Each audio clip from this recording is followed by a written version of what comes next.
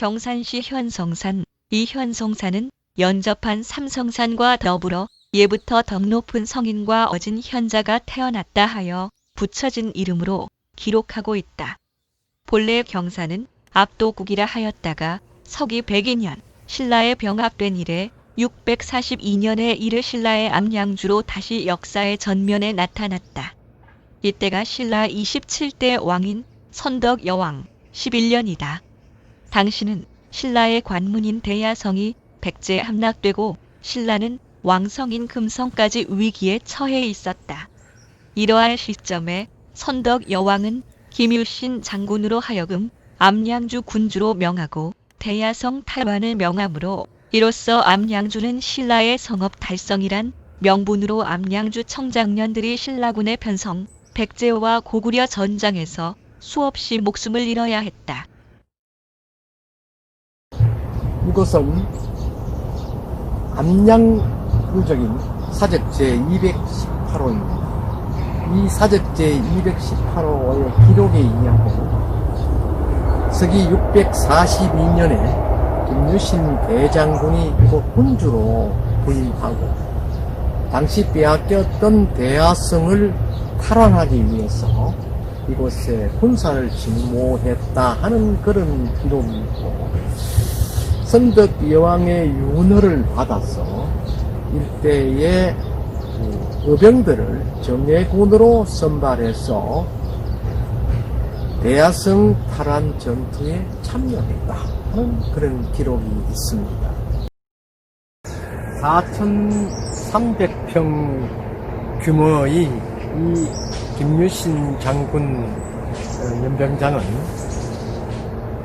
서기 642년에 김유신 장군이 이곳에 군주로 부임한 이후에 암양주의 청장년들을 정예군으로 양성시켰던 그러한 기마훈련장으로 알려져 있습니다. 사적 218호로 지정되어 있는 이 기마훈련장은요, 밑에 마위지와 더불어서 당시 암양주의 청장년들의 애환이 서려져 있는 곳이기도 합니다.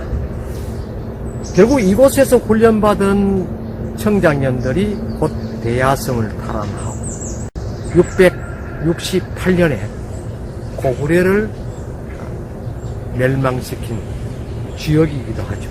그래서 삼국 통일의 전초기지가 되었던 곳이 바로 지금의 경산, 당시 암양주라는 것입니다.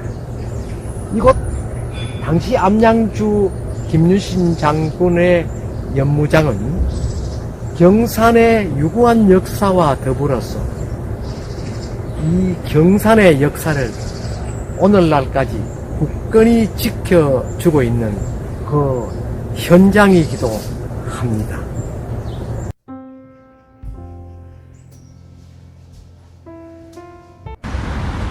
이곳은 앞에 사적 218호에서 살펴본 바와 같이 거기에서 훈련하였던 암양 수병들의 출정도를 평가하기 동상입니다. 이 일대를 마위지라 하는데, 이 마위지라는 지명은 바로 말을 위해서 조성했다 하는 것입니다. 사적 218호 암양주적이 기마훈련장인데 대해서 이 일대는 말을 위해서 작은 저수지를 인위적으로 막았어.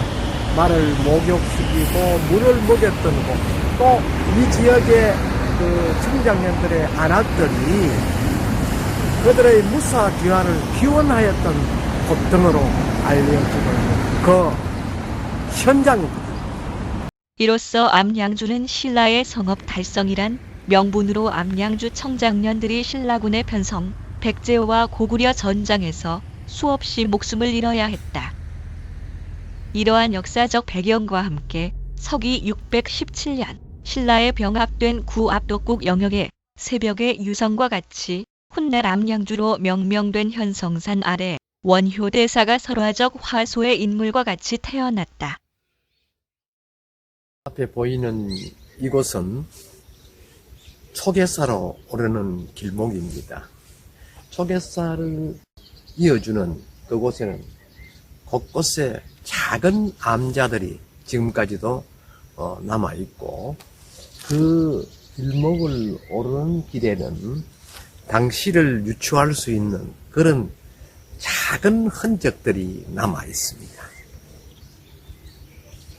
그 길 옆에는 옛날 원효가 그 일족들이 살았던 그 생가 주변, 또 마을이 형성된 그 곳 부근에는 공동 우물터와 빨래터가 있는가 하면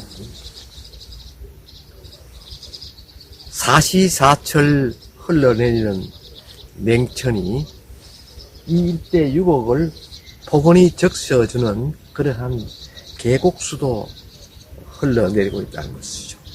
그 계곡수가 흘러내려서는 결국 적대연에 모인다 했습니다.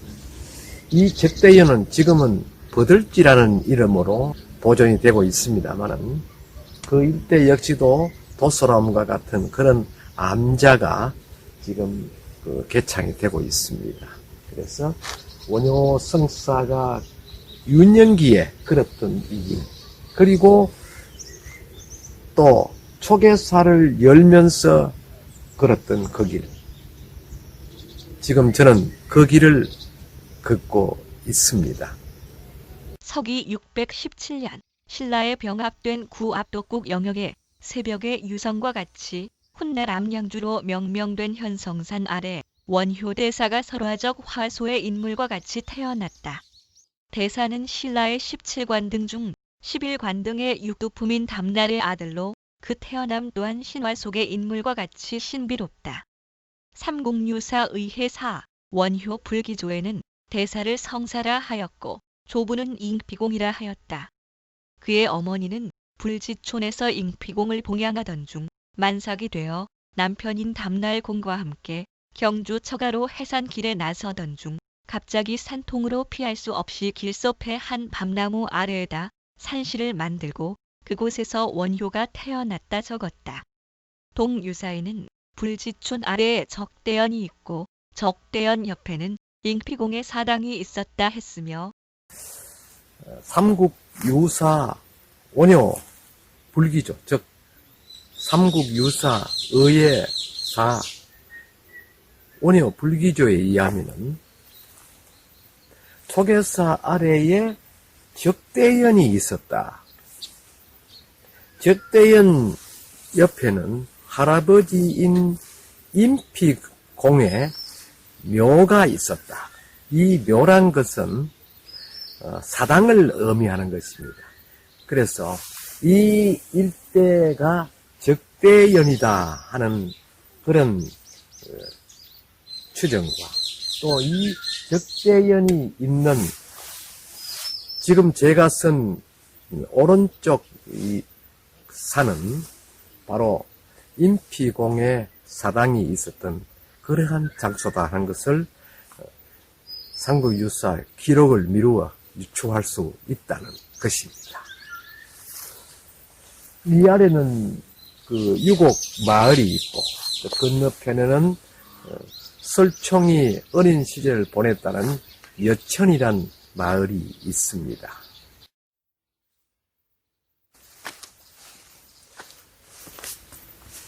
제가 걷고 있는 이 길은 지금부터 1400년이 가까운 그 시점에 이 고란에서 수행하셨던 원효 성사께서 걸었던 이 길, 이 길은 성사가 대승불교의 문을 열었던 그러한 길이다 하는 데서 더욱더 큰 의미를 부여하고 있다는 것입니다. 성사께서는 또 이 길을 통해서 만삭인 어머니가 갑자기 해산이 가까웠어. 길 위에 이와 같은 큰 밤나무 아래에 장막을 치고 그 밤나무 아래에서 탄생하였다 하는 그런 기록이 있습니다. 그래서 이 일대는 당시만 해도 유별나게 밤들이 많았던 곳이죠. 그 밤골은요, 경주로 가는 길목 그 북쪽 지점이 어느 마을 어느 지점이라 갖고 설왕설래하고 있지만, 할아버지가 살았던 저 뒷날 초계사에서 이 길로 내려오는 지점에는 당시는 이 야산들 기슭에는 전부 밤나무가 심어졌을 가능성이 있다는 것입니다. 그 이유는요, 당시는 이 민중들이 배고픔에 시달려서 결국 농토는 일굴 수 없고 해서 전부 이곳 그 계곡의 야산에다가 밤나무를 심어서 그 밤으로 연명하였을 가능성을 또 유추할 수 있다는 것입니다. 그래서 밤밭이라 하는 점은 옥히 경주로 가는 중간 지점이다. 뭐 여기서 몇 킬로 앞으로 나갔던 지점이다. 기보다는 할아버지가 있었던 이제 원효성사의 모가 할아버지를 봉양하고 있었던 그 지점에서 남편과 같이 경주로 가는 길목인 이 일대와 이 길을 따라서 나가던 도중에 갑자기 산기가 있어서 어쩔 수 없이 황망함을 피하기 위해서 이와 같은 산 기슭의 밤나무 아래로 들어가서 급히 산시를 만들었다는 것입니다. 결국 생가가 있었던 저 초계사지, 그리고 그 아래 적대현, 이 밑에 마을이 유곡이라는 곳입니다. 그래서 이 일대는 원효성사의 성지로, 또 원효성사의 유년기의 중요한 행적지로 그렇게 남아 있는 곳입니다. 이 일대는 현성산을 아우르는 그런 작은 계곡을 따라 올라가면 최근에 복원한 초계사가 남아 있죠. 성사께서 사라수 아래에서 출생하시고 윤영기는 이곳에서 생활하였다. 그리고 서기 661년 이전에는 본래 이 건물터에는 임피공이 학생들을 가르치던 그러한 서당입니다. 대사가 태어난 곳을 율곡이라 했다. 그리고 그 율곡 서남쪽에 대사의 집이 있었다고 기록하였다. 동기록에서 대사의 집과 출생지는 서로 서남쪽과 동북에 이르는 지점에 이른다 하였으니 어떤 방법에서든 현 시점에서 명확한 지점을 규명하기에는 어려움이 아닐 수 없다. 앞에 보이는 이 저수지는 율곡지입니다. 이 일대의 그 관할구역은 암양읍 신월리죠.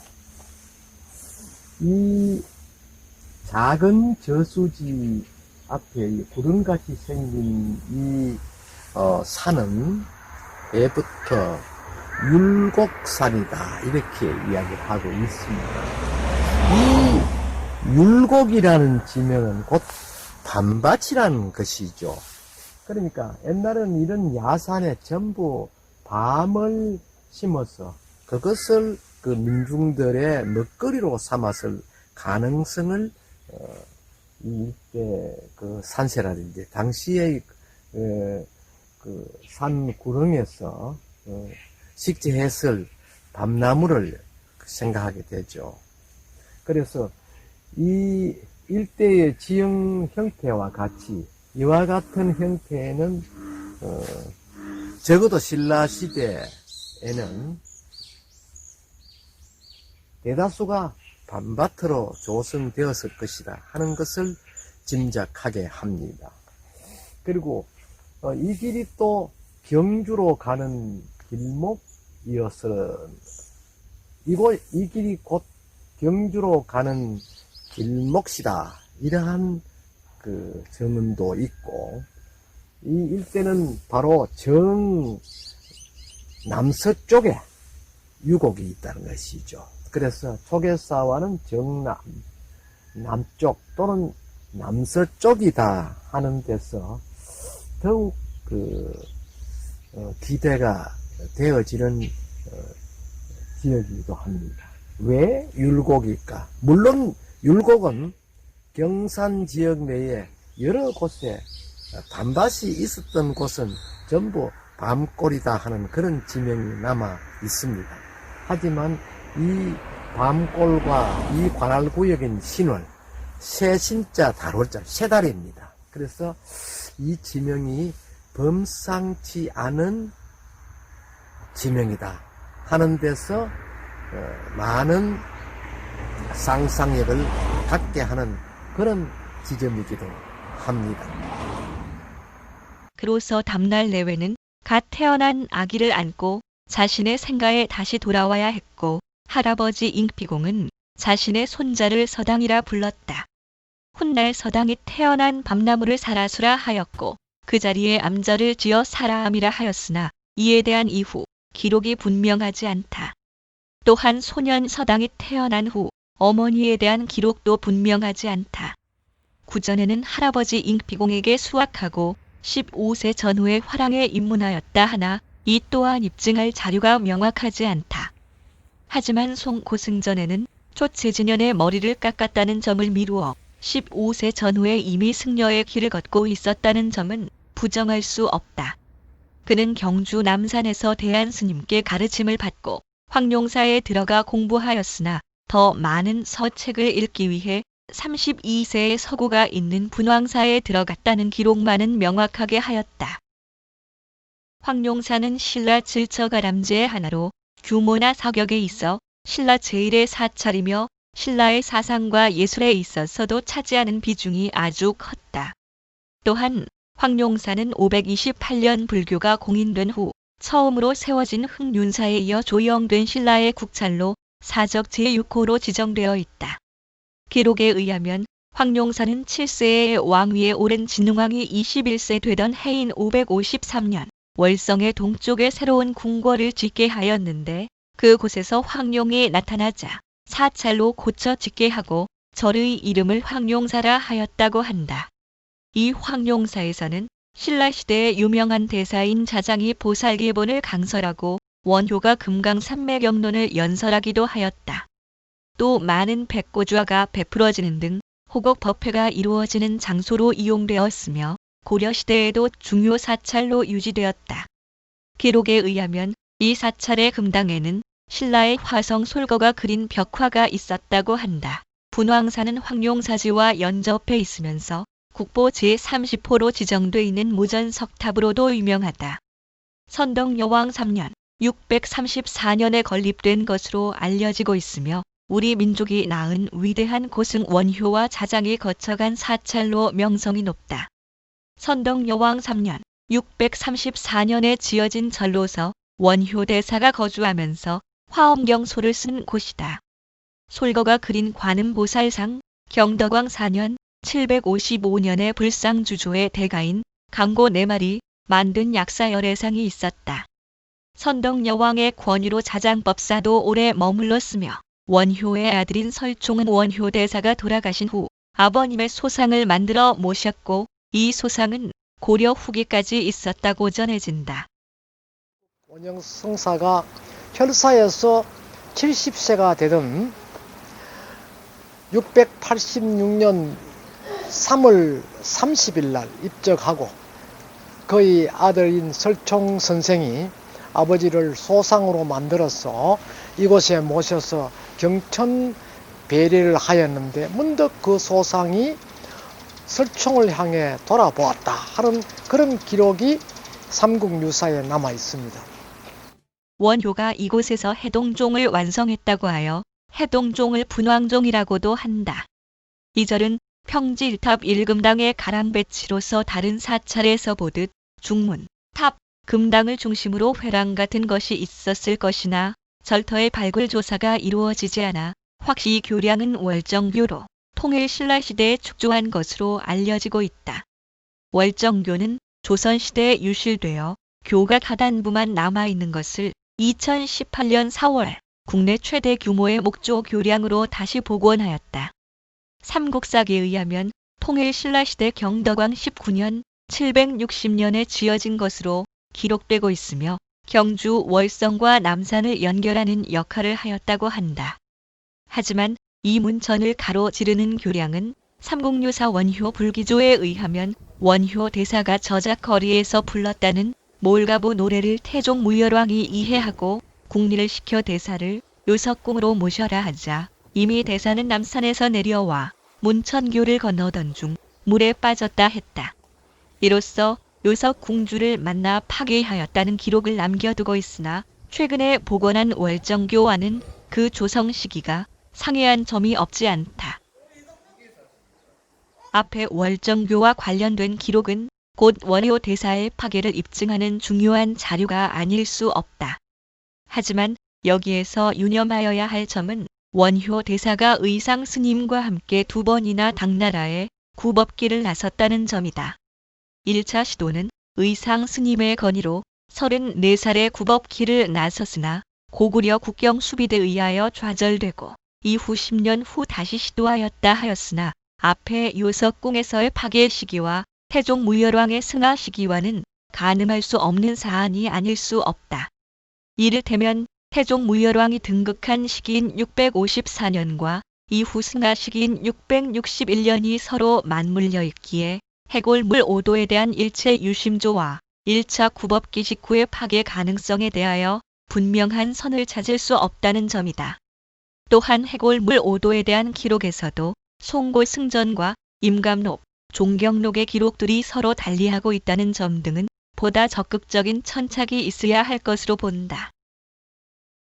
가능성의 어떤 허물어진 무덤 속에 원효 의상이 수나라 국경 수비대에 의해서 쫓겨서 하루 저녁 비바람을 피했는데 원효 성사가 밤에 갑자기 목이 말라서 옆에 있는 자기가 평소 차고 다니던 그 조롱박 속에 물을 마신다는 것이 담께 더듬으면서 큰 악을 쥐고 마셨다 하는 그런 임감록과 그 송고승전의 기록을 토대로 했어.